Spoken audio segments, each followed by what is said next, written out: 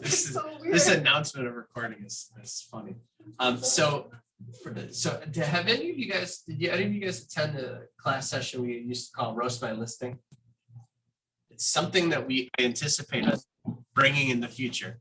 However, right now it's not necessarily needed. But as an ALC, we looked at the inventory of properties that we had on the market. We said, we do a lot of masterminding around getting listing appointments and getting listing contracts signed and going on listing appointments. But once we have these houses that are listed for sale, we don't have a lot of masterminding around getting them sold, right? You just assume that you put it on the market, it sells. And some markets, sometimes that's the case, but then it wasn't the case. So we had masterminding around what it would take to get a property sold. So we would pull it up on the screen and we would, talk about it. We would analyze the pictures and we'd give great feedback. And hopefully the listing agent was here and would take that and would help them get that property sold, Well, over the past 90 days, 120 days, right? It's been what? Seller's market.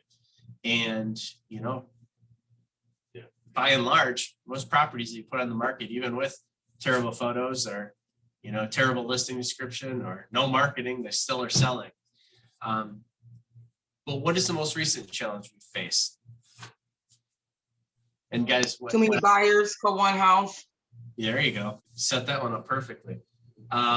Is getting our buyers' offers accepted, right? A good property that goes on the market has lots of interest, has multiple offers oftentimes.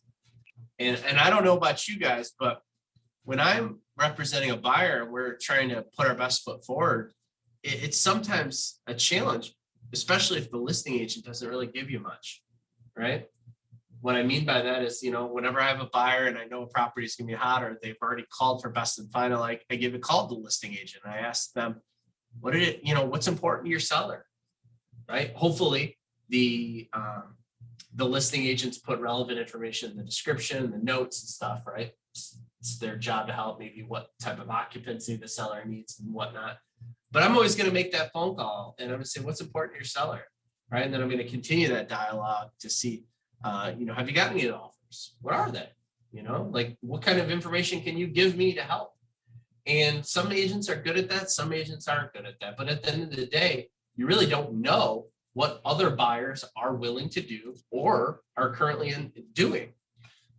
So I thought, hey, for all of our buyers agents out there, for all of our agents that are competing and wondering what they can do to make their offers better, I thought, let's have a conversation around some homes that have gone on the market that have actually sold and analyze what those offers were, right? How creative did those buyers agents get? What kind of things did they put into an offer that set them apart? And then ultimately, what did it take to win?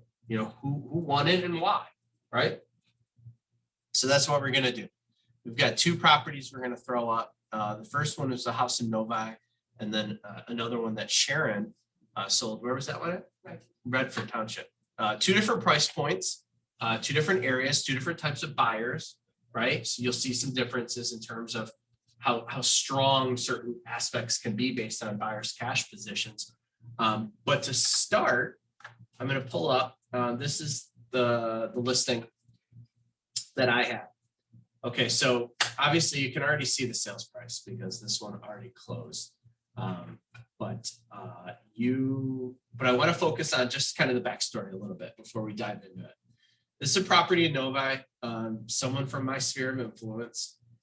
It's around 11 and Beck, if people are familiar with this area. The sellers have owned it for 23 years. They built it. They raised their kids in the home. They've wonderfully maintained it, but it was time for them to move on. So they reached out to me and we discussed a game plan. They were aware of what some of their neighbors' properties had sold for, but I did a CMA. And at the end of the day, as a listing agent, what do I want to do? I want to maximize the amount that I sell the home for, but I also want to ensure to the best of my ability that we're pricing it at an amount that's going to be able to appraise. Because as a listing agent, right, even in a hot market, it's got to appraise. Or there has to be some sort of appraisal guarantee. Otherwise, if you list a house at 470 and you get 500 for it, that offer at 500 is worthless if they haven't guaranteed an appraisal amount because the bank does have to, make sure it prices. So I priced it. My recommendation was pricing at $470,000. That was based on the most recent comps in the neighborhood and the surrounding area. Turns out in this situation, demand outpaced supply. So this property, just kind of give you an overview. You can see the photos, right? Thumbs up from everyone that's joining us. You can see anyone's faces. All right, so great property, backs up to woods. I listed it in early spring. Trying to highlight the things that the sellers love the most about this home. The things that they had done recently were a furnace, hot water tank, roof, appliances. They really set the stage for a wonderful listing, right? All the things that people are looking to do. It was super clean. And I expected some good activity on it, right? Novi's a hot market right now. It's desirable. There's not a lot of homes on. Needless to say, I went on the market on Tuesday as a coming soon. Almost within 48 hours, all the showing appointments were booked up. It went extremely quickly, got booked up. And I was like, oh crap, a good problem to have, right? But it was overwhelming the amount of interest on it. And of course I had agents calling me, hey, can we get in early? And that whole rigmarole. So if I did it again, I wouldn't have put it as a coming soon, probably until Wednesday or Thursday of that week. Needless to say, Friday showings, afternoon showings, Saturday, Sunday, in total, we had 137 showings on this property. Absolutely bananas. And in fact, we had, and I'll go to the offer sheet in a second, we had an offer come through before anyone had even saw it. And we had, here's my offer sheet. I always put offers in a spreadsheet. We had an offer come through, and I've labeled that offer 1. We had an offer come through. We were listed at $470,000. Offer came at $515 with an escalation clause up to $525. $2,000 above any other offer up to a $525. This was sight unseen. These buyers had not seen the home yet, which as a listing agent makes me nervous, right? Because if a buyer sees a home in the photos and online, they might love it. Then you accept that offer and they see it in person, maybe their tune changes a little bit. So I'm leery about accepting an offer. However, it was obviously a sign of what was to come. This first offer came really strong out of the gate. They knew it. In order to even have a chance for us to not show it to anyone, they had to come out swinging. I was pretty surprised that it came out this high, right out of the gate. I thought they were either crazy or this was going to be a nuts listing. But they were a great buyer, 40% down, conventional loan, relocating here. If you guys see, and I'm happy to share the spreadsheet, I put all this information here. I do it as a Google Doc and I share it with my sellers. So at any time they can go in and see. They asked for an inspection to do complete within 7 days, $15,000 EMD. No contingencies other than a home inspection. They did not ask for a home warranty. Their closing date was in 30 days. And then they left the possession occupancy open as negotiable, right? I prefer to have something in there in the offer if I'm writing an offer, but they put negotiable. They included a letter from the buyers as well. And as I put in the notes here, submitted the offer before viewing the property. Buyers toured it on video. Great offer, right? I mean, again, wasn't on the market yet, or wasn't available for showings yet. And I'm just gonna kind of fast forward. I ended up getting 24 offers on this property. Anybody have any questions or thoughts? Did I hear someone? Yeah, where are you going to share this spreadsheet? Where would you like? I can email it to you. I can post it in the Facebook group. It's just a template. It's just Yes, if you could email it to me, that would be awesome. Sure. So offer 2, and I labeled them as the offers come in. Okay. So I note on this spreadsheet, I didn't put any buyers information, right? I have the listing or the buyer's agent's information, but I don't want to put any names or anything like that. I want my sellers focused on the facts, the numbers, the terms, and the price. Number 2 came in, 5:01, right? This is after we started showing the property. And I put the day and time. So you can see we only received, 1, 2, 3, 4, 5, 6, 7, 8, 9 offers the first day. I say only. Don't get me wrong. I know this is completely nuts, but majority of the offers came the second day. So we listed it we had showing started Friday, then we had showings Friday, Saturday, Sunday. 5:01, right? Full appraisal waiver, 20% down. This one was no inspection, not contingent upon inspection whatsoever. No inspection. 5K EMD, right? Matt, can I interrupt you just to, so Of you course. said you're filling this out and as a Google Doc so that your sellers can see it. Are you filling it out as you receive so they're constantly able to, like in real time almost? Or at That's the a end of great, the day? yeah, that's a great question. There's actually a discussion about this on one of the Facebook groups that I'm part of. When you have an offer deadline, do you present offers as you receive them? Do you wait till the deadline and then review them all? For me, I set aside, I time blocked my Saturday, Sunday to focus on this because I didn't want at the deadline of Sunday at 6 p.m. have to go in and analyze 26 offers. I'd rather do it as I received them. I updated my sellers as we went on, but no, they weren't really looking at this as the weekend progressed. I was kind of just keeping them updated. What I'll share with you though is I created a Google Drive doc that had folders within it. So I put all the offers in there and I shared that with them because I was at home going between their house and home and I didn't want to print them all out, but I wanted them to not just see the terms on this page, but to be able to see the full offer. Granted, keep in mind your sellers don't look at offers very often. They don't know what they're looking at. All the PAs are different. So it's my job to pick the price and terms out, but at the same time, allow them to look at those, right? Should they wish to. Does that answer your question? Yeah, and there's no, I guess it's completely fine if a seller wants to be looking at offers at any. Yeah, I listen, the sellers reserve the right to change their game plan at any time. I set the expectation when we started showings of when we were going to be showing, when we were going to have an offer deadline, and when we were going to make a decision. The sellers can change that at any time, right?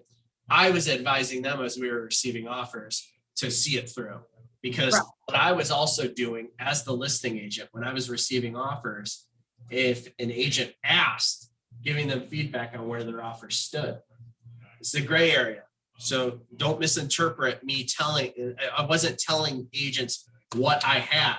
I was telling them in general what it was going to take for them to be competitive. And that changed as the weekend went on based on I was receiving these offers. Okay. So in other words, if someone called and said, hey, Matt, what do you have? A closed-minded, a tight-lipped agent might say, I can't tell you, submit your highest and best. Can't tell you, they're all really good, right? I don't feel as a listing agent that I'm representing my seller as a fiduciary if I don't give an agent the opportunity to present to their buyer to have this chance to submit something that's as strong as possible. Yeah. Does that make sense? Yeah, it does. It feels horrible when you're calling and everything's so Yeah. cold and cut. I'm Yeah. not going to disclose that. Yeah. Like what? Yeah, I said something to the fact that, well, offers that are coming in are significantly above ask. And all that are, for the majority of them that are above ask, they're waiving the appraisal contingency. Some of them are actually waiving inspection. Many of them have a high EMD and, free occupancy for 30 days or longer, right? There's nothing wrong with what I just said. I did not say, hey, if you give me 510, you'll get it. You got to do this. We're not taking any FHA. Like I didn't say any of that. I just gave an idea of what's coming in. So people say, what does it take? What's good? What's a great offer? I'm listed at 470. A great offer in my mind is 490. This was 510, 511. They were starting to get nuts. And I would say too, that information might change as the weekend goes. Exactly. So if you're an agent, like as a listing agent, whatever you tell the first agent that calls you is what you tell everybody. Or if the terms start changing, circle back and and tell Yes. that first agent, you know, the picture has changed since we first talked. It's looking like XYZ. Give them the opportunity to adjust their offer, because they might have written a great offer on day one. But now things have changed on day three. Exactly. So it's not that you don't share anything, it's whatever you share with everyone.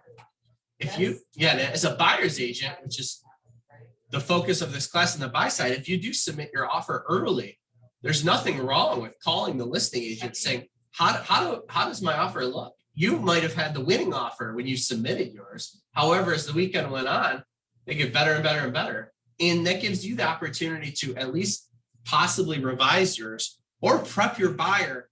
Hey, they've received some that are a lot higher than ours. Do you want to change? No. If not, that's okay. But I want to let you know, right? Great rapport with the listing agent. Yes. Who knows you're on top of it. And if you can up your offer or adjust it, whatever way it needs to be adjusted, that shows the listing agent that you're conscientious, you're doing your job. This is the type of agent that I want to work with. So, you know, I started getting more offers, obviously 491, 500, right? Keep in mind, the list price was 470. So some of these offered a full appraisal waiver. Some of them were capped at a certain amount.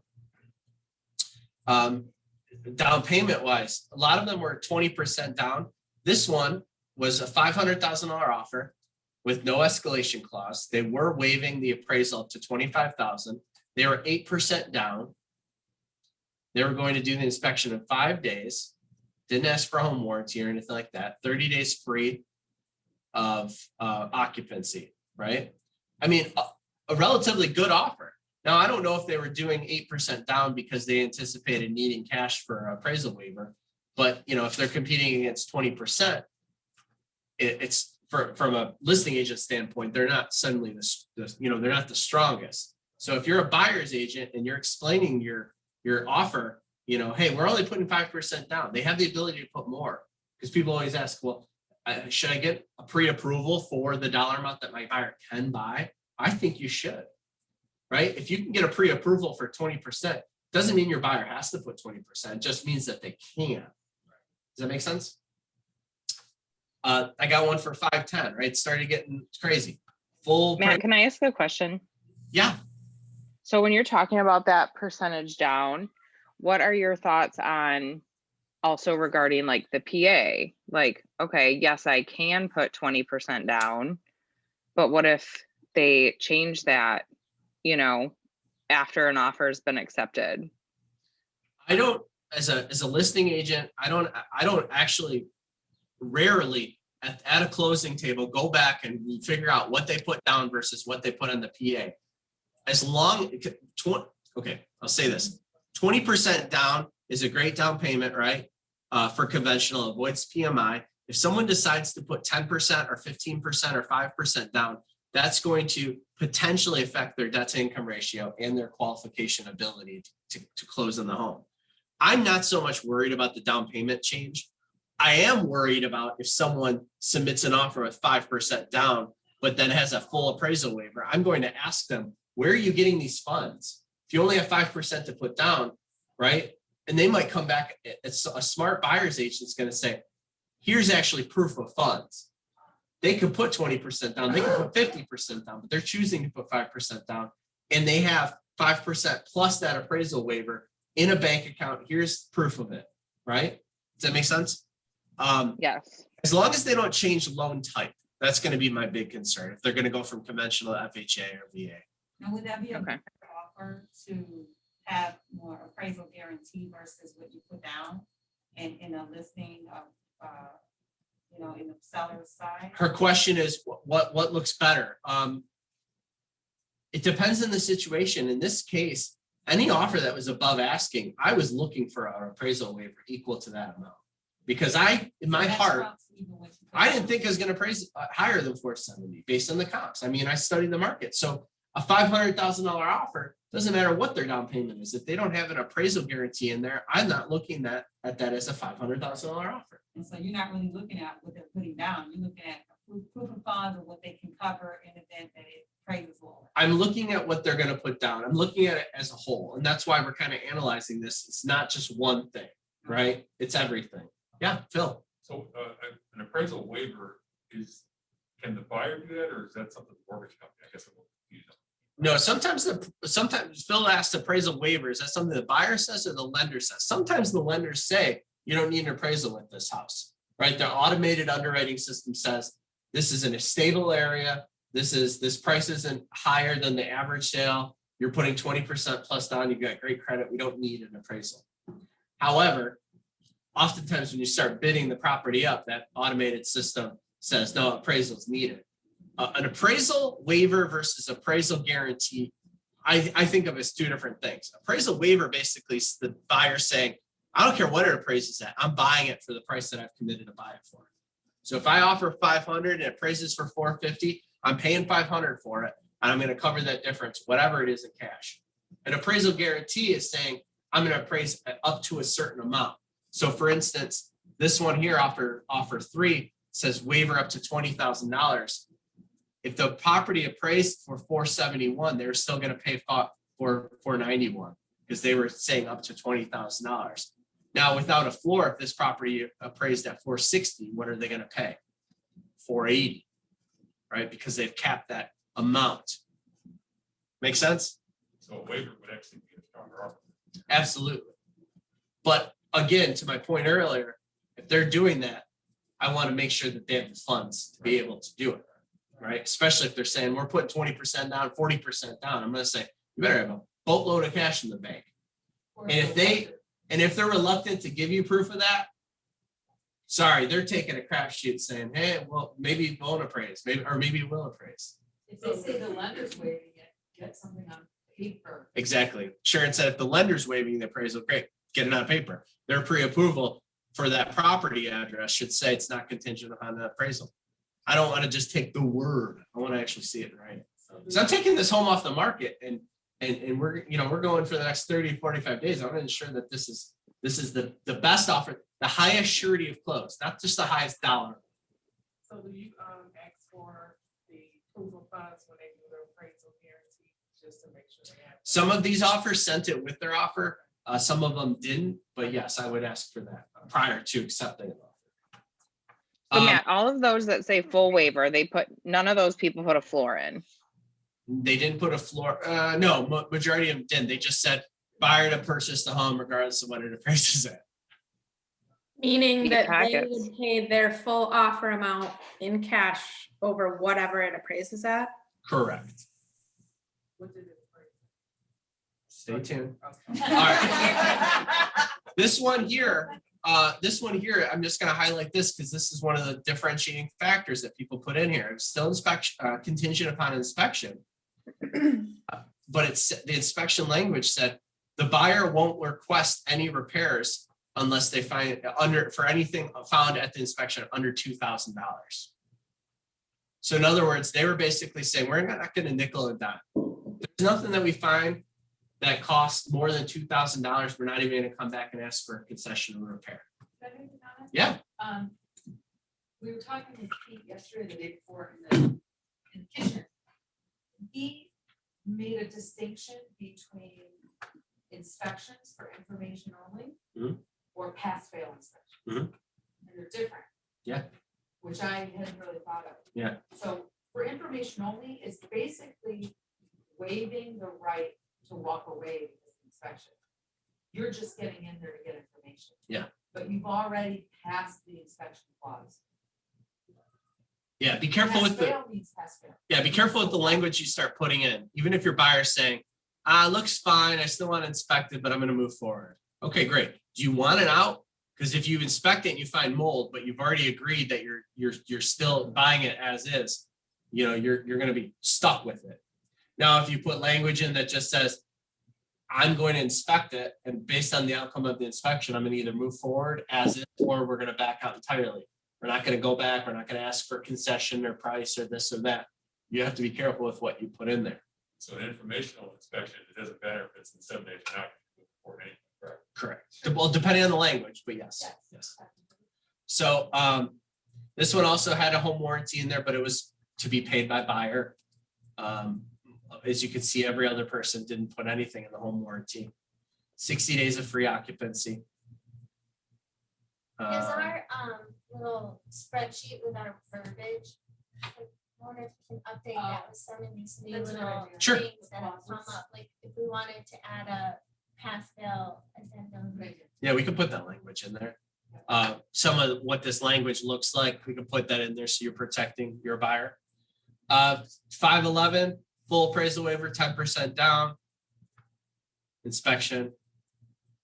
Then they had free through a certain period of time.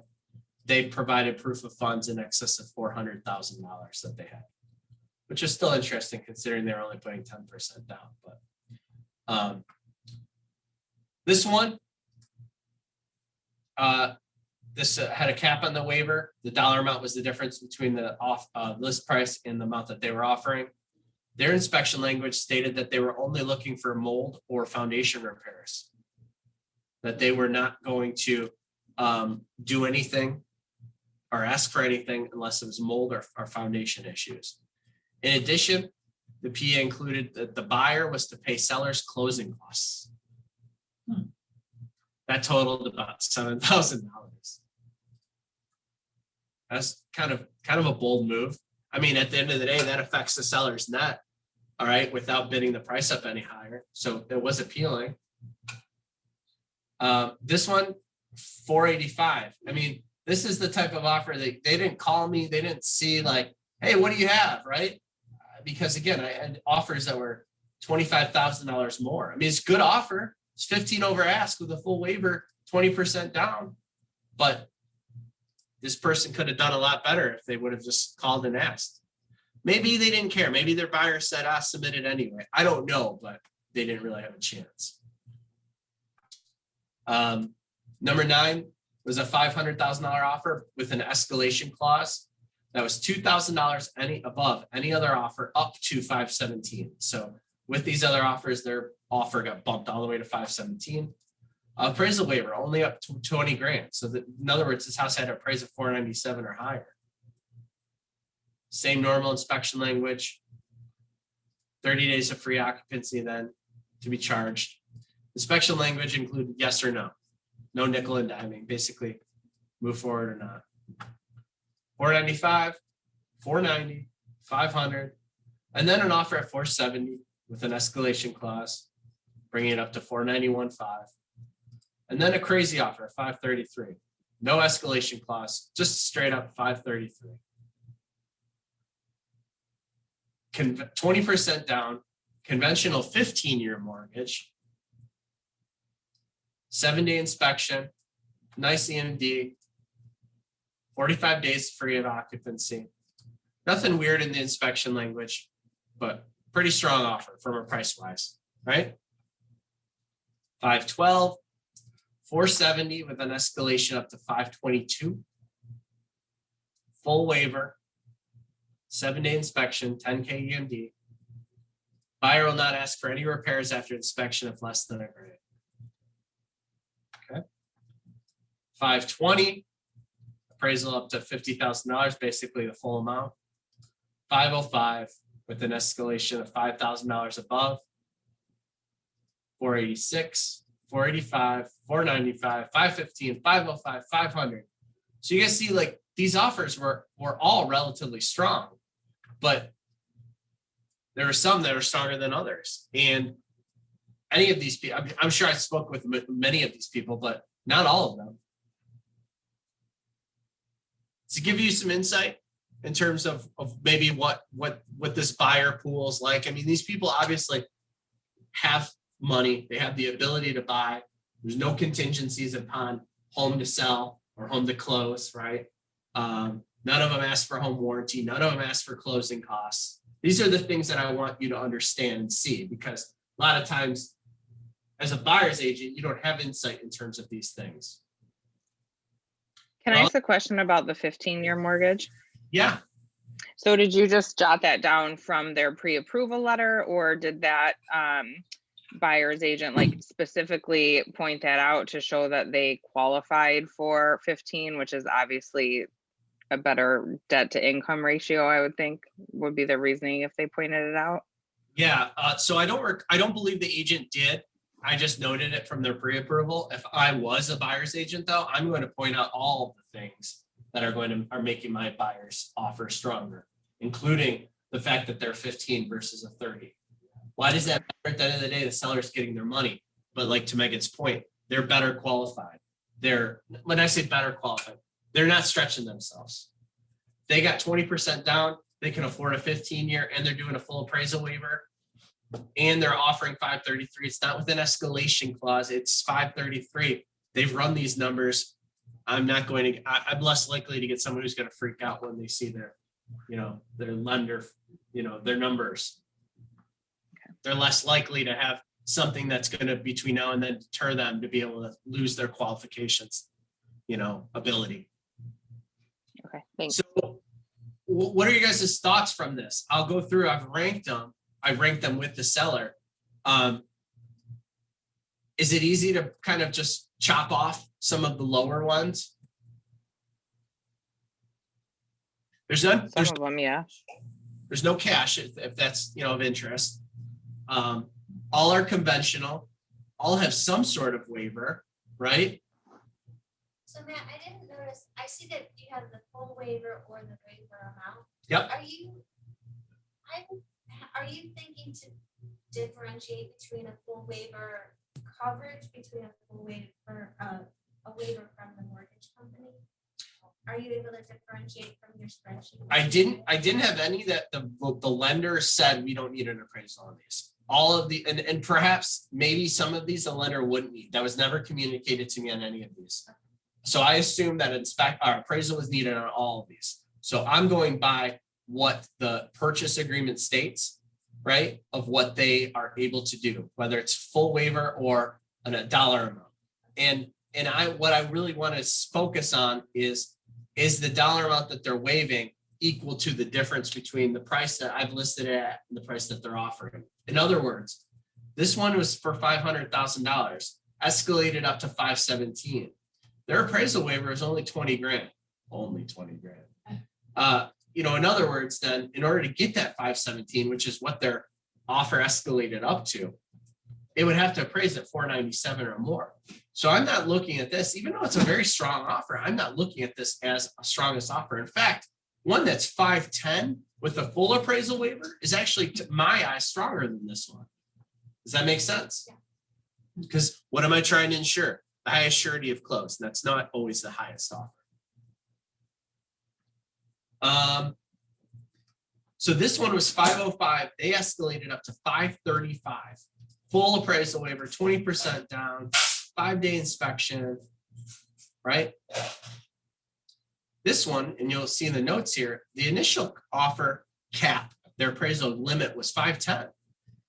My offer deadline was at 6 o'clock. He called me at 5:45 and said that they would revise it to 535 and shot that over to me. I thought that was interesting. Again, it goes back to the 11th hour. Can we do anything to make our offer better? Maybe that's to increase the appraisal waiver. Maybe that's to increase the cap, the limit that you're willing to pay. Maybe that's simply, can you do a bigger EMD? Right? It's worth that conversation. So the highest offers that I have here are 511, 517, 533, 522, 535, 515, right? I know I'm presenting a lot of information to you guys, but what are your thoughts in terms of this? Does any offers stand out as absolute home run, no brainers? Is it simply about the price? I have to review the 533 and the 535 all the way across because those are so close. Okay, so Tammy says the 533 and the 535 look pretty strong, right? Does everyone agree? So you've got 533 here with a full appraisal waiver, a 15-year conventional down payment with 20% down, or a mortgage with 20% down. They're not asking for any closing costs. They are contingent upon an inspection. Now, what are your thoughts on this, guys? Because there's a few offers that are the highest dollar amount, but they're also contingent upon an inspection. Now, this particular one at 533 did not say anything about a cap on inspection dollars, It did not say pass, fail. It just normal inspection. Right? So someone might be able to look at that and say, oh, that's worrisome. I'd rather take lower dollar amount for someone who's basically saying they're going to take it as is. If I had sellers who were chomping at the bit to get out, and they had to get out of their house fast for some personal reason, I might consider that. But when you have a backup that's $2,000 less and a million backups that are right there, I think I wouldn't worry about the inspection so much, especially with the condition of that house. I can't imagine if it's gonna be something big and it's gonna pop up on all of them then. You know what I mean? So Tammy brings up a great point. Know the product you're selling. Know why the sellers are selling and anticipate, are there going to be issues? You as agents should know when you're going through a home, you're not an inspector, but are there going to be potential issues, right? But you're absolutely right, Tammy. Does anybody else have any thoughts on that? Now this one for 535, remember their initial offer was 505. They with a limit up to 510, which they increased at the 11th hour to 535. Full appraisal waiver, 20% down conventional, no closing costs, inspection within 5 days, strong EMD, 45 days of free occupancy. So this is how they ranked. I went through them with my seller, and we ranked those two at the top, right? So we pretty much we're going to look at 2 offers that were still contingent upon inspection and throw out the ones that were lower, even though they weren't contingent on an inspection, or we're only looking for big things. Okay. Now the highest dollar amount net to my sellers was this one, 535. However, this is where it can maybe make it or break it. 2 factors factored into my sellers making their decision. One of them was a letter. That's an iffy one sometimes, It helped these people. Yeah. Offer number 14 at 533. I should say 3 factors. 3 factors. One of them was the fact that they were 15-year loan. Second was the letter that they included. And I did not provide the letter. I asked my sellers. I have a column on here. Did they write a letter? Yes or no? And my seller said, yes, I'd like to read the letters. Okay, they did. And the third factor that made my sellers want to go with this offer is that they came out of the gate very, very strong. It wasn't an escalation clause. It was my seller saying they offered 533. They're comfortable paying 533. These folks' offer was 505. Maybe they put that escalation clause in there, but not really thought, hey, we're going to go up higher, right? So for my sellers, they looked at, $2,000. I don't care. I'm gonna take this one. So offer 14 was the winner. Let's talk about it. Let's go over the process. So it was for 533. Clean offer, no escalation clause. Appraisal was fully waived, 20% down, 15-year mortgage. They were to complete their inspection within 7 days. They had $10K, $666. I don't know why the weird number, but whatever. They set themselves apart a little bit. But you can see, guys, in this realm of this price point, it's a $10,000 to $15,000 to $20,000 EMD, right? The one person who put 3,000, that's not why they were number 2, but they were pretty weak. They were a pretty weak offer, And these are the things I want you to take away from this, right? Did a big EMD win it? No, but it certainly doesn't look at it as a negative. 45 days of free occupancy. This agent had great communication with me. There's not a column for that, but I'm going to communicate that to my seller. That's going to be the type of agent I want to work with. And we accepted. Now I sent her the fully executed PA for her to bottom line before I let everyone else know. This agent particularly, because I was pretty transparent, he was pretty miffed that they were the highest offer and they didn't win it. And I said, listen, it was very close. There's other factors. He goes, I don't understand. He's arguing with me. I said, well, you don't have to understand. I'll let you know if something happens. Yeah. Right, yeah, you start like this at the top, I'm glad. So let's fast forward. We went under contract with these folks. They did their inspection. They found a couple of things, right? Again, we did not have any sort of language here that said pass or fail only, this or that. The way I looked at it though is it was arguably 10 grand, 15 grand higher than any other offer. I said, Mr. Seller, even if they find 5 grand of stuff and they want an adjustment, you're still winning, right? We had that realistic, because what do sellers do? Sellers start counting the money that they never had. A week ago, they said they would have been happy with 470. Now I'm potentially getting them $533,000. Your mindset changes a bit. They found a couple things during the inspection. We reasonably negotiated $2,000 concession. They took the home as is. Interestingly, full appraisal waiver was done on this. What happened between us going under contract and their appraisal now? Their home's closed, right?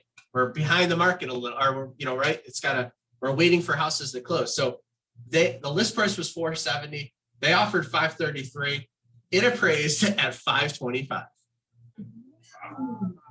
They were ecstatic. My sellers were indifferent because they were going to get their but the buyers were ecstatic. Ecstatic because it's covered underneath their. They don't have to come out of that cash. Dang. And we just closed 2 weeks ago. Awesome. So questions, comments, anybody? Hey, Matt. Too. Yeah, but the appraisal though, that's really something. What's up? I have 2 questions. Yeah. I don't know if I'm a little confused. So the appraisal waiver, is that the same thing as a property inspection waiver that Brent talks about? Nope. Sometimes the lender, just talking about appraisal, sometimes the lender says, hey, in this situation, an appraisal is not needed. And that's great.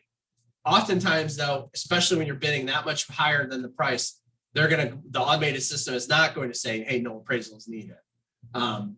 This appraisal waiver was something that the buyer agreed. Hey, if my lender requires it to get appraised, I don't care what it appraises at, I'm still going to pay the full price for it, which means I'm going to cover that difference in cash. So at the end of the day, my sellers weren't worried about it. However, let's say it appraised at 450. There's no more in there. These buyers have to come up with a $83,000 difference. Is there the chance that they could do something to kill the deal? Maybe. I've seen it.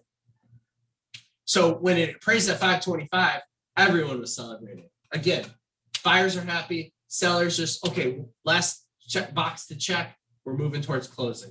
They had to come up with 8 grand's difference. Not a big deal in their situation. Would there ever be a situation where you felt like you had to, like, I know you're behind the market, but that a seller would come back and say, well, shoot, we should have listed it for more? As of now with its new the appraisal?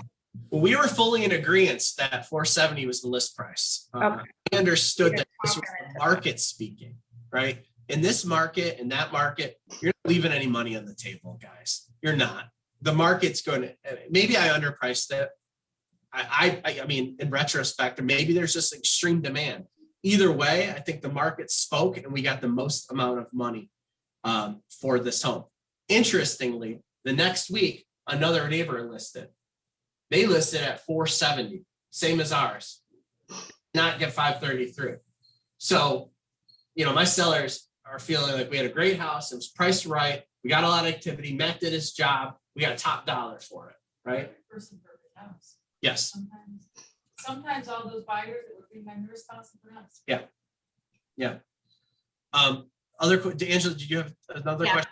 So for all the offers that didn't get accepted, do you have to call all of those agents and tell them that, or?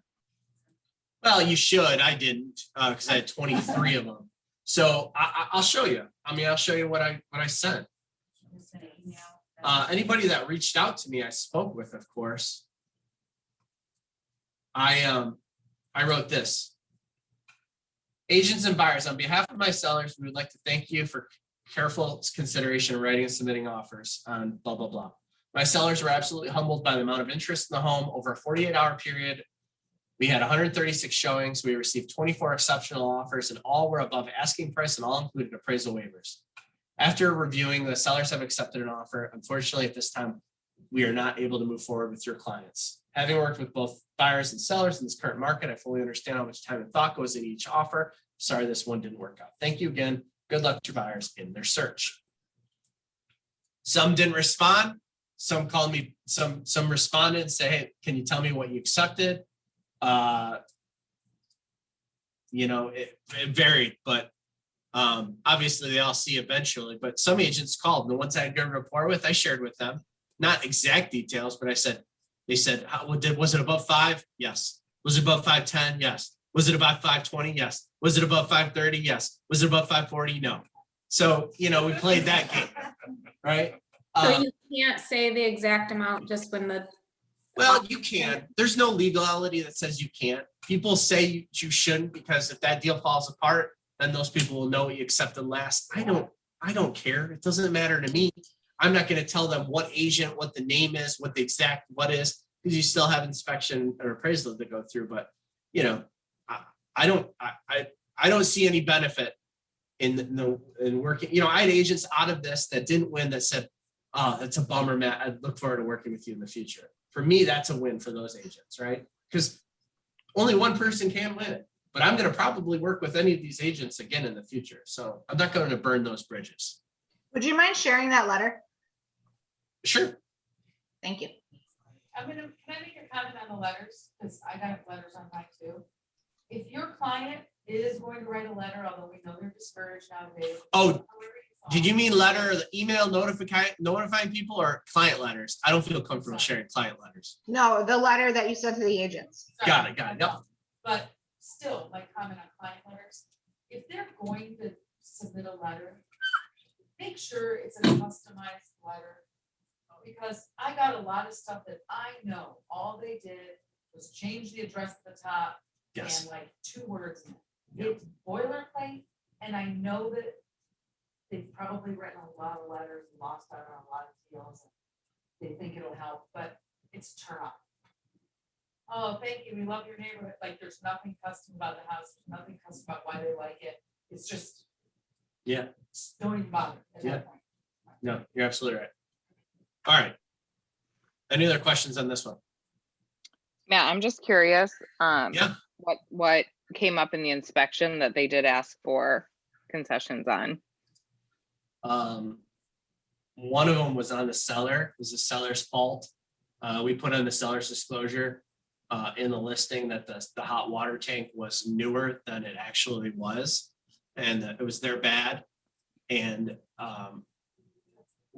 it was nitpicky, but because they overlooked other things, they said, fine, we'll buy them a new water, or we'll, the dollar amount was sufficient what a new water tank would be, because it went from being newer to at the end of its life. So it still worked, but the buyer's position was, we made an offer based on the fact that you said that it was this. So I agree.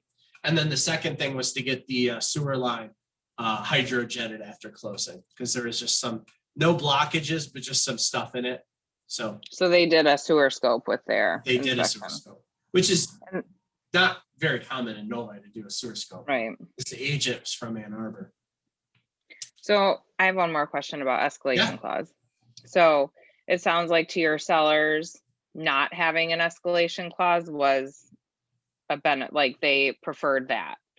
So Yeah, kind of.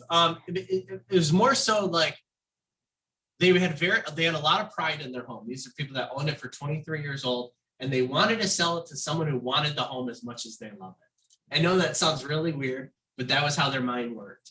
And they thought, because some of these escalations ramped it up higher, they said, I know that they said they're willing to pay $517 with the escalation clause, but if they really have to, is it going to make them nervous? Is it going to make them extra critical on an inspection? Or are they going to, you know what I mean? Oh. I'd rather sell it to this person who just out of the gate said, I'm not messing around. Does that make sense? yeah, I feel like that's just like something as The letter from the buyers that ended up winning it had pictures of them. They're a newly married couple. They were relocating from back from college. 2 doctors, do really well, and a little bit about them. They wanted to grow a family, and this is the house that they're gonna do it in, so. Yeah, pulled the heartstrings a little bit. You know, I had a seller in Royal Oak about a month ago. Same process. He goes, I don't want to see the letters. Nope, it's all business to him. Numbers and cents. Don't care about that. Yeah. So, all right, I'm gonna move on because I want to do Sharon's. How long is this class? How long do you see? Right. Like it's fun. All right, can everyone see this sheet that I'm pulling up right now? All right, Sharon, what's the address of this property, by the way? And I'm gonna pull that up. 13111 Hemingway. Okay, guys, this is Sharon's. This is in, yeah. I can remember, I gotta sit closer. How do you spell Hemingway? HEMI. Oh. And it's still pending. Okay, so Sharon's got one, we're gonna talk about, it's in Redford Township, so different price point, guys, and I get it, 450, 600, it's different type of buyer, different abilities, and that's why we're doing different comparison. Property in on Hemingway in Redford listed for 160, just over 1,000 square foot, 3-bed, 1 bath, 1.2 baths. Cute little house. Tell us about this. Friend of mine, I guess the particulars don't really matter. Cute house. She's in advertising and all this stuff, so it's like cute stage, you know, they're just moving into another condo that their family has available, and they just wanted to take advantage of the market. Okay. So it's not like they're doing anything big. They're just like, hey, Nope. it's a great time to Nope. sell. And they are like perfect clients. They're patient. They just want to do what's fair. They just want everything to be smooth. They're Is this just, a shower stall in the basement? it is. It's really weird. Yeah. So there's a half bath in the basement and a separate shower stall. So it's a little weird. You cook dinner, shower. And part of a kitchen. What's that? I said, and part of a kitchen next to the and shower. Yep. It's like a New York apartment. They haven't done much with the house since they've lived there. They've been there for maybe 6 or 7 years. Circumstances in their life, like I said, have changed and they want to take advantage of the market. That's it. So you did you did a listing consultation. You did a CMA. 160 was the amount that you came up with. Yeah. You're like, this is what. It was a little stretch. Well, we were at like 155. You know, we're like, nah. Okay. Let's try. Okay. You know, especially with the market the way it was. Let's just do it. Okay, so you didn't want to go crazy. You wanted No. the market to speak, but Yeah. you priced it at an amount where you're like, Yeah. And if you would have got one offer at 160, they would have been happy. For sure. Okay. They were happy at 150. Oh, okay. When I first told them that. They were thrilled when I said 160. So You started showing it on we started showing it on a Thursday afternoon. They left and went and stayed in this condo. So it was go and show all weekend. Awesome. We ended up with 80 something. It was crazy. Oh my. It was ridiculous, to the point that we ended up shutting it down on Saturday.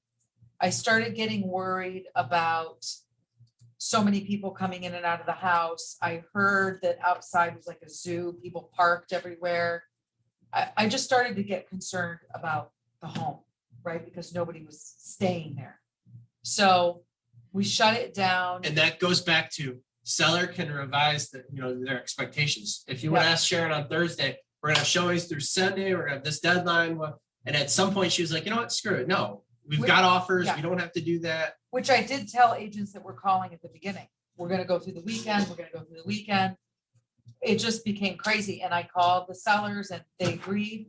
We put a deadline of, we stopped showings at 6 o'clock on Saturday. We told everybody to get their offers in by 10 o'clock Saturday night. And then we were gonna present Sunday morning. And I know, guys, as a buyer's agent, I know this is hard. You know, when a buyer says, I want to go see a house, you got to jump because you got to get in there. And then you got to rush home to write up the offer. It's hard, but there's flip it a little bit from a seller's perspective. I know, oh, poor sellers, but this is a lot in COVID world, people coming through their home. you know, you could say, It was starting to rain that weekend. you know, the Yeah. sellers don't want to be greedy either. They're No. saying, hey, you know, we have a dollar amount in mind. If we got that, we would be really happy. We Yeah. don't need to continue to show it. And that's just happening with properties of very low inventory at certain price points. So I'll also say that, to Matt's point, I felt bad for all the agents that had things scheduled on Sunday. We made this call Friday night. And so I put it out on showing time Friday night. There were some agents that canceled and there were others that rescheduled because I was allowing overlapping. Mhm. So they had the chance to come forward and show on Saturday if they wanted to. So this is the order by which you received the offers. Yeah, I thought I had 18. Oh, wow, I guess I got 20. So this was the order. And as you guys can see, very different. than- Actually, no, this is not the order that I received them in. That's order price. Oh, okay. So you've ranked them here. I did eventually no, just by. price. Okay, no worries. What's interesting though is looking at these offers, is obviously a lot of them are VA, FHA. You know, you're not seeing 20%, 40% down. There's only 2 of them that have escalation clauses, right? But there's other things that the EMDs are drastically different, right? You don't see someone buying a $160,000 house with a 20K EMD typically. But let's talk about them a little bit. So So, another thing I might say that also contributed to us shutting it down early was we received several offers even by Friday evening. And it was clear that they were all starting to look the same. And to keep holding it open to get 10 more offers that were the same as the ones that we already had, we didn't feel that was worth it. yeah, I mean, as much as the last situation we talked about, they just kept going higher with appraisal guarantees on this property. I mean, if you would have got an offer for 220, that's worthless unless it's full cash or full Right. appraisal, right? Because it's not ever gonna appraise it that. And a lot of these buyers are maybe first time, you know, because that's the price point. Yeah. And they're not gonna have the resources that a $500,000 house is gonna Yeah, have. the expectations are So a it's little different. different. So, yeah, once you have a 170 offer, you're gonna have another pretty much the same, right? Right. So you've got a whole list of offers. They're varying from VA, conventional, FHA, right? Yeah. This one was a Mishta. And again, your list price was 160. So one came in at list price, which is interesting. I wonder if they just felt that they could because they were a very qualified buyer. I mean, it's like not a bad offer in normal world. Can you scroll all the way? Because I have the agent's names on there. How Hallie Adams. That person never called. Oh. So there you go. Send an offer Yeah, over. they just shoot it up. And then you'll start to notice, I mean, obviously that this isn't the order but a lot of them chose to do $5,000 increment. And then this one got a little creative. Well, maybe I'll do $300 above, right? It's just, again, mindset type stuff. A few at 170 and a few a little bit higher. And then a crazy one at 180, right? But these are all various dollar amounts, down payments. Again, only 2 had escalation clauses. So this one really at 175 kicks it to it doesn't kick it to 187 No. because there wasn't any offers that were that high. Right. So if you don't understand an escalation clause, it's basically allowing your buyer to not negotiate against themselves. However, as we talked about earlier, sometimes sellers look at that a little differently. They offered a $10,000 appraisal guarantee though, which is interesting. 9% down. I'm curious if they had the funds to be able to do that. They do. Okay, awesome. All these occupancies, all these were immediate. Why were they all immediate? Sharon? We did not need occupancy. So as a listing agent, she communicated that possession at closing, right? So this guy probably is like, you know what, I know you said that, but we're still gonna do 15 days free because maybe it'll set us apart a little bit, right? It's worth noting, right? Closing was all within the time. Did any of these closing dates make you nervous or set someone apart? I mean, some of them are 3 weeks apart from each other. Well, at the time, I'm trying to think of when we accepted this.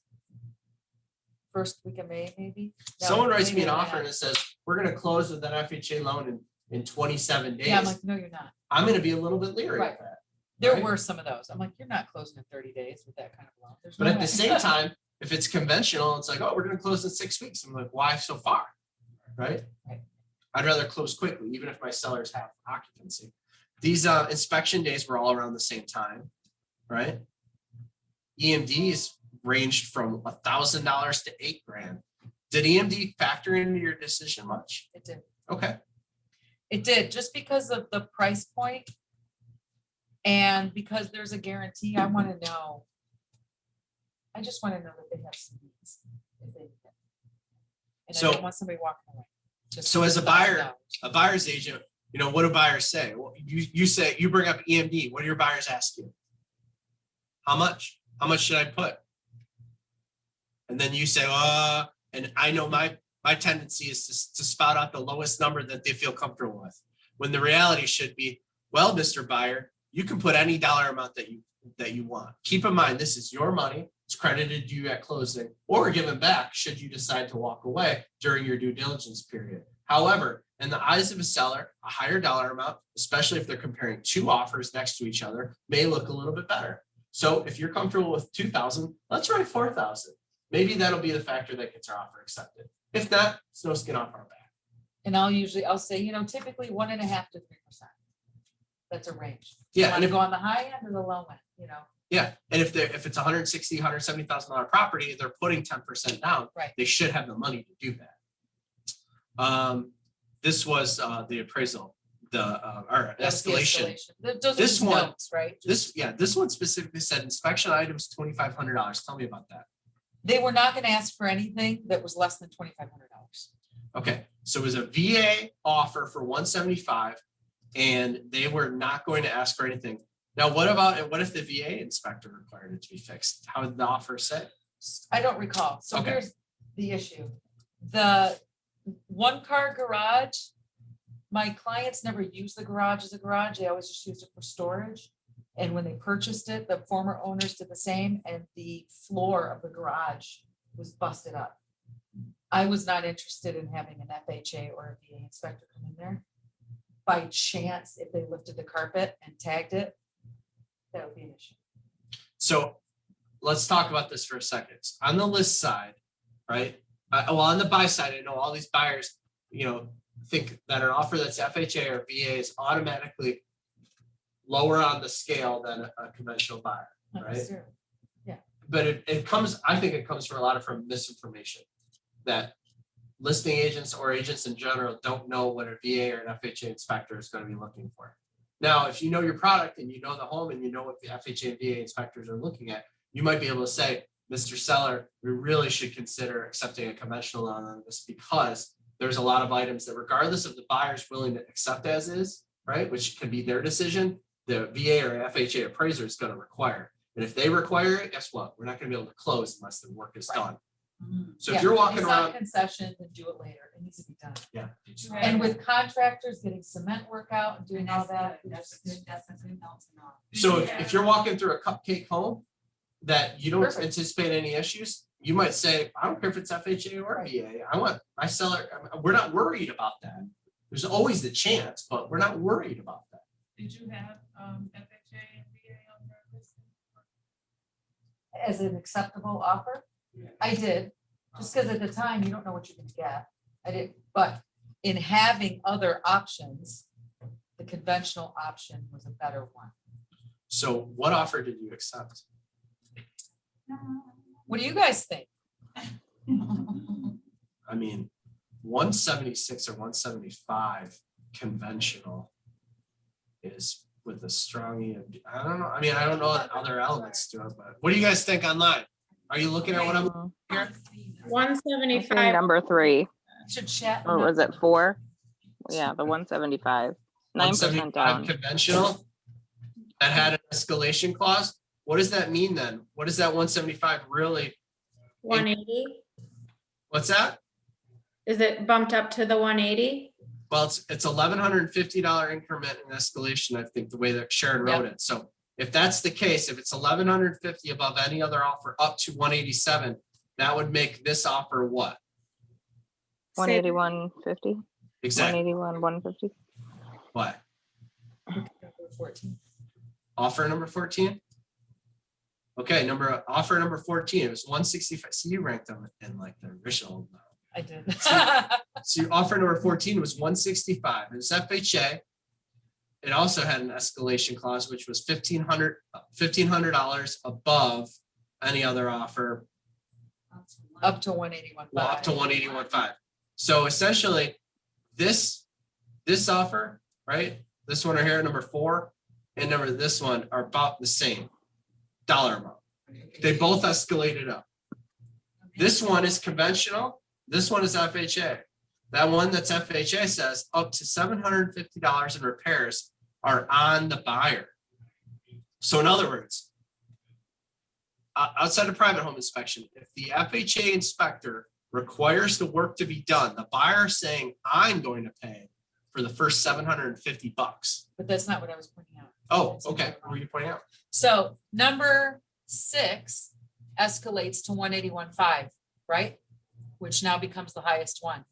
So that means number 4 is 1150 above the 181.5. So what are you saying? So number 6, Yeah. if I took that one Yeah. and turned it into a full offer, it would go up to 181.5, right? Because it escalates. Or what's your? 14, I'm sorry, 14, So this is what, 181.5? 181.5. So now I've got another one though, that'll escalate up to 187 by 1150. So this one would be 183? 182, 182.650, I think, or something like that. See what I'm doing here, guys? This is confusing when you have multiple escalations. They all kind of start inching each other up, but they all should have a cap on them. And this is why I just heard someone wrote an offer this weekend at KW Lakeside.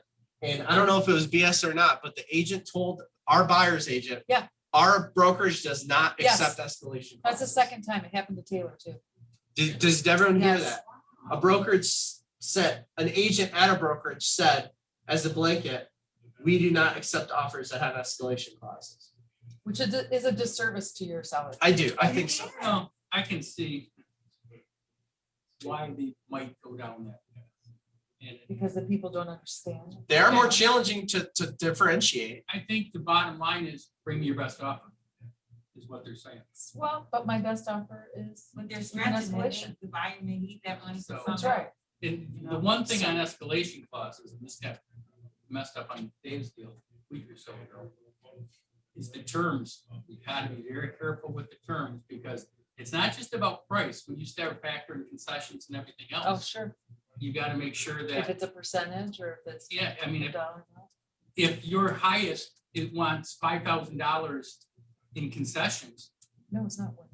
do you This take, the It's you know, 182. do you take the $5,000 off the top? Number you 4. do? I'm sorry, we're still talking.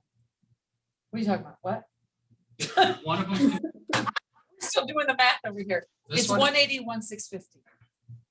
I thought it would be, Add 181,500 plus 1,150. 181,500. so this one right here, Sharon, isn't this this offer is 175. It was also 1150 above The highest. the highest Which is other offer. 181,500. Okay. Right. So this one is this 181,500. plus 1150, Right. 182,650. Got it. So is that the offer you accepted? It I is. think you did 4, right? We did number 4. So how, You gave us a medium with the garage, you didn't want to take the So there's more to the story. FHA versus conventional. correct.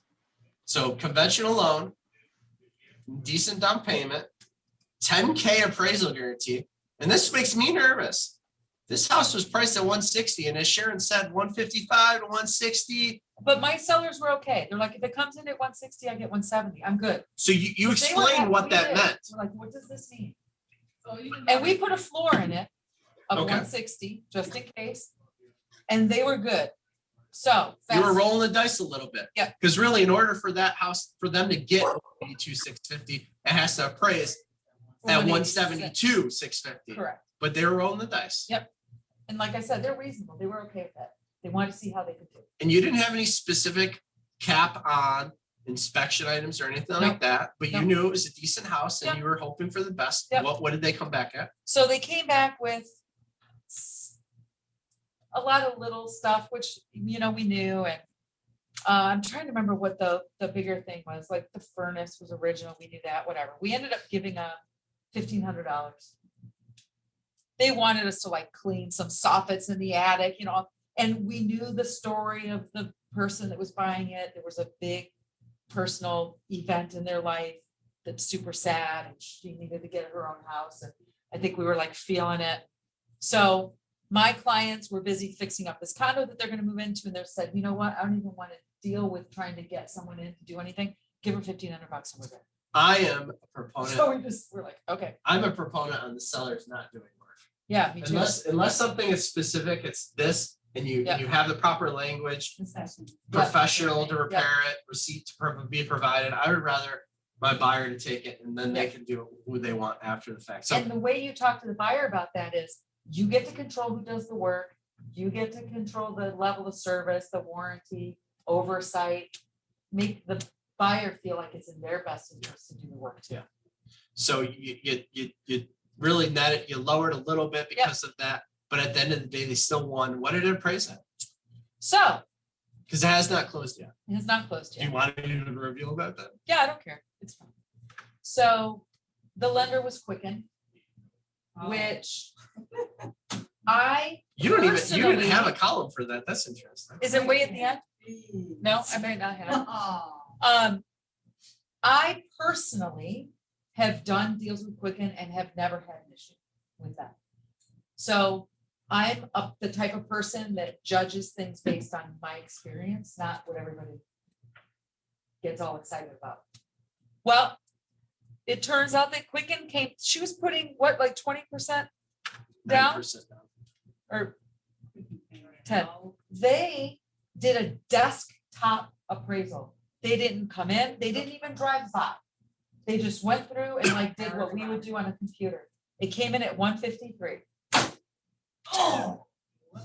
So, Shame. wait, Shoot. But you had a floor hold on. in your but I had purchase a agreement. floor. So your seller, So we had the option to blow it all up and walk away and go to anybody else to get a new appraisal.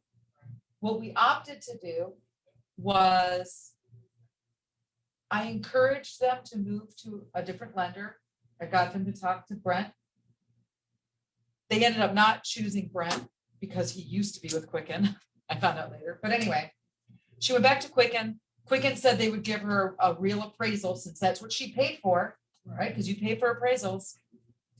But I don't know what ended up happening in their conversation. She was uncomfortable with them. She ended up jumping and going to, was it cross country? Yeah, Cross country mortgage. The new a whole week went by during this, which I was not happy about. I was all over them every day. The new appraisal was done Monday. We have yet to receive the results. Okay, So we'll let you know what So happened. so what happened? We don't know. Last meeting or Yeah, whatever. we don't know. I've had The my. point is, it could go either way.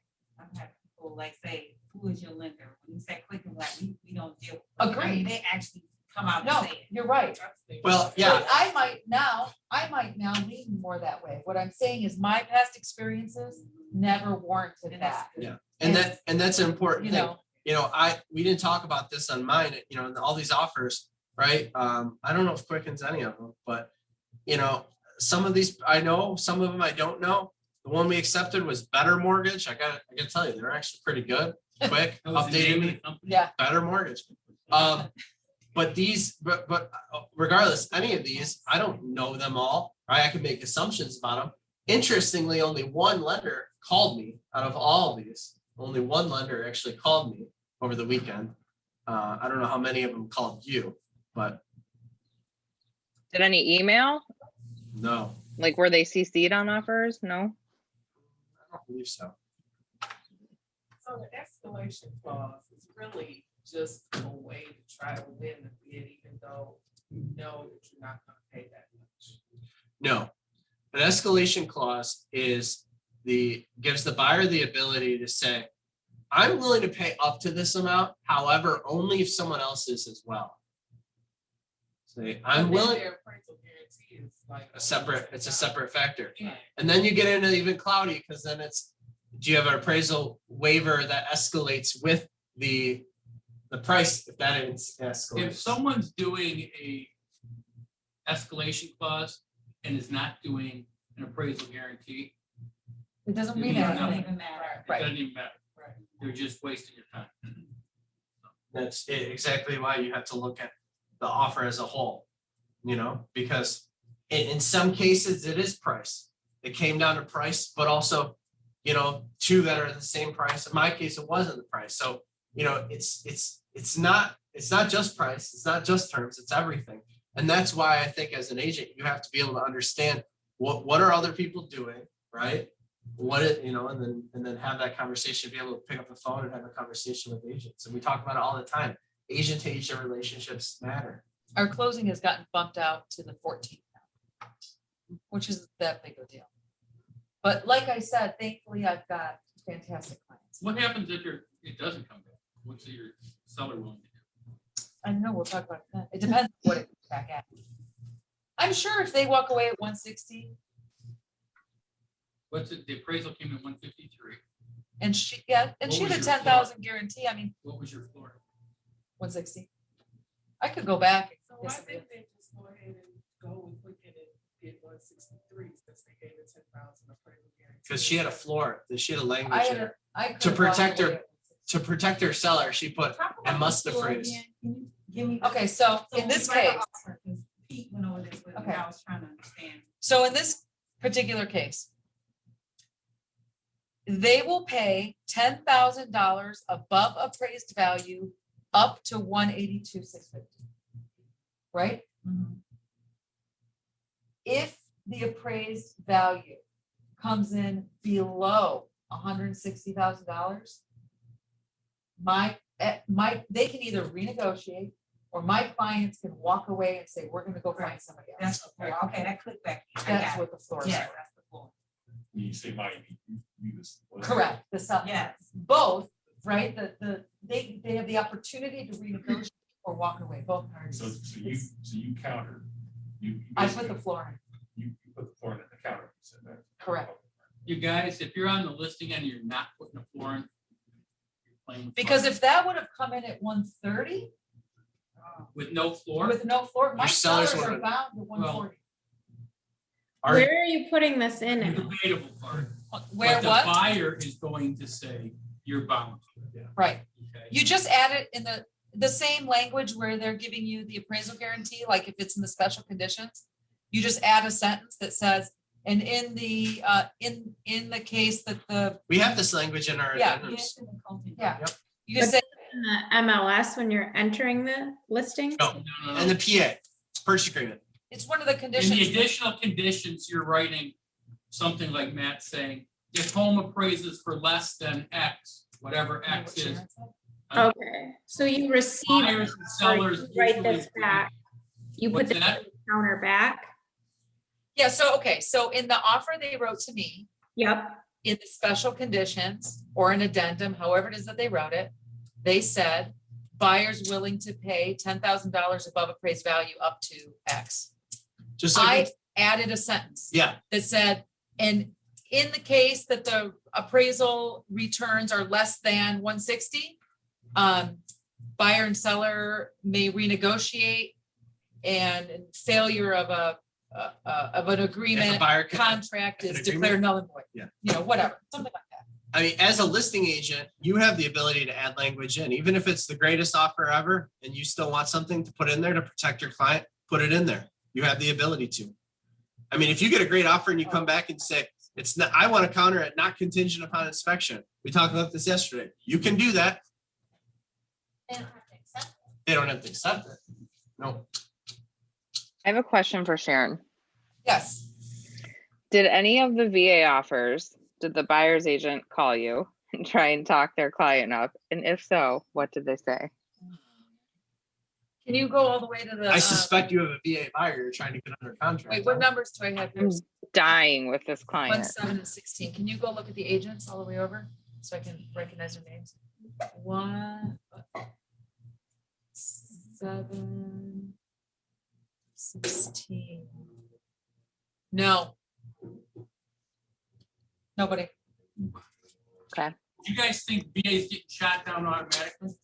Yes, 1000%. I gotta tell you, I was helping Mira this weekend and she had a VA. She had same thing. They were talking 15 offers and the VA, I would have ranked it second. And we had talked about that. Now, the only reason the first one was just a little bit better, but I would not have been afraid to go with that VA loan. The guy had plenty of cash, verified that he could do the deal. He just didn't want to put it down on his down payment. He wanted to keep it if he could. I would have had no problem taking that deal. The government allows our veterans to utilize a program to put zero to no money down because they served our country. They should not be negatively impacted because of that. Now, an FHA buyer, I'm not going to lump them all out, but typically an FHA buyer is going FHA because they have a higher debt to income ratio than, or a lower credit score than conventional typically allows, because there are 3% down conventional programs. So when you say FHA and VA together lumped, it's not really lumped. The appraisers look for similar things, but it doesn't mean the qualification ability is different. So if you are representing a VA buyer, I would, like Pete said, show the rest of their strengths, right? It's your job to make your client look good. Yeah. And one last. Show funds. What does he want? Yeah. The VA, one thing I've seen over the years, I think appraisers stretch VA appraisals higher. I completely agree with you. I've never seen a VA appraiser that tried to kill a deal. Yeah. They try to get the vet into the house and they will stretch an appraisal. Yeah, I've seen it too. I absolutely agree. I had last fall, I had a listing that we accepted VA on, and the appraiser was so cool. He came out, we needed to put a smoke detector in the basement and fix one of the vents, like in a bathroom. And he walks up to me, he said, listen, just take a picture of the smoke detector when it's done and text it to me. We're good. Because you're just gonna have to pay for me to come back out. And I was like, okay. So, yeah, just depends. But, you know, with that being said, talking about all of these offers, can you be FHA and VA, but still be considerably lower, still have, you know, a lot lower, EMD, still, you know, not offer the free occupancy? I mean, you need to do all of the things the conventional or the cashes are doing, right? You can't just, you know, like, and then more, you know, a little bit more. So I would argue that the problem with the FHA and VA is if you're looking at a house that has issues with the condition. Because other than that, there shouldn't be any problem. No. If the house is in good shape, there shouldn't be a problem. Agreed. I think there's a lot of listing agents that don't even understand VA, and this is my first VA deal, but I see a ton on the listing ticket. It'll be conventional, cash, and FHA. I'm like, well, if you're going to accept FHA, you should have VA listed there too. Which I don't know if that's just oversight when they're inputting it, but. You hit it on the head. Most agents are boneheads. Or they had one situation that happened to them, or they heard about one situation. I had a listing, a VA inspector came. The one thing we had to do is repaint a garage wall because the paint was chipping. That was it. It was the one thing we had to do. That was a simple fix, you know? And if we wouldn't have taken that veteran to offer because of something silly like that, I mean, so yeah, educate your people, but also know the other things that it requires to get your offer strong. Hopefully this was educational. I'll give you a little bit of look behind the curtain.